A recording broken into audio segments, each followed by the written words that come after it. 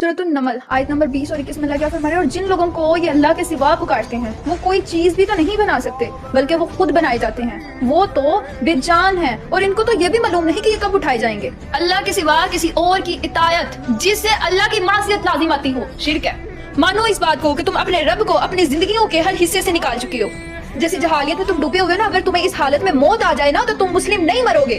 دین کا بیڑا غرق کیا ان لوگوں نے، قطر سے بابے یہ بنا کے بیٹھے ہوئے ہیں، ہر دوسرا بابا لا کے انہوں نے پیر کی صورت میں ہمارے آگے کھڑا کیا ہوتا ہے اور کہہ رہے ہوتے ہیں یہ ہمارا مشکل کشا ہے۔ اور جتنے بابے تم لوگوں نے اکٹھے کر دیے، بتاؤ ایک بتاؤ ہم کسے مانے؟ تم لوگوں نے تو خدا کو بلا کے رکھ دیا ہے۔ انسان کو یہ پتہ نہیں اس نے مانگنا کس سے ہے۔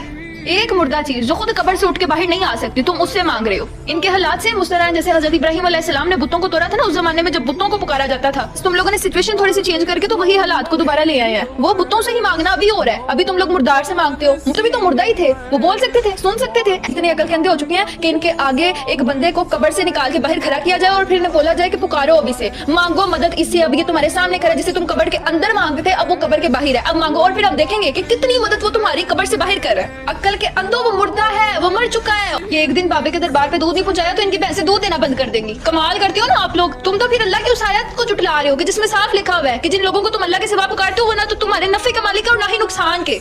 بھینس کا دودھ دینا اور بھینس کا دودھ نہ دینا، اس میں کمی اور اضافہ جو ہے وہ اللہ تعالیٰ کر رہے ہیں کہ وہ جو بابا قبر پہ بیٹھا ہوا ہے وہ کر رہا ہے۔ آپ کی عقلوں پہ جو پردے پڑے ہوئے ہیں نا، خدا را ان پردوں کو کھولیں، اپنی زندگیوں میں بابوں کو چھوڑ کے قرآن و سنت کو لائیں اور انہیں تفصیل سے پڑھنا شروع کریں۔